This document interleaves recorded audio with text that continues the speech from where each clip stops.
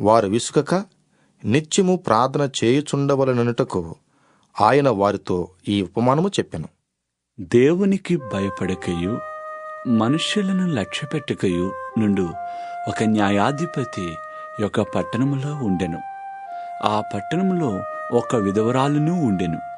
ఆమె అతని యొద్దకు తరచుగా వచ్చి, నా ప్రతివాదికిని నాకును న్యాయము తీర్చుమని అడుగుచూ వచ్చెను.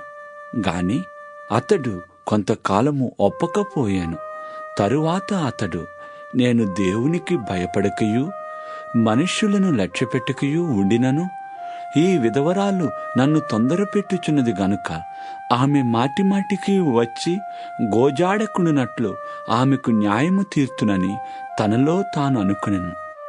మరియు ప్రభు ఇట్లనెను, అన్యాయస్థుడైన ఆ న్యాయాధిపతి చెప్పిన మాట వినుడి.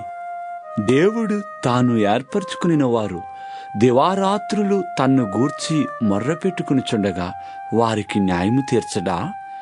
ఆయన వారికి త్వరగా న్యాయము తీర్చును.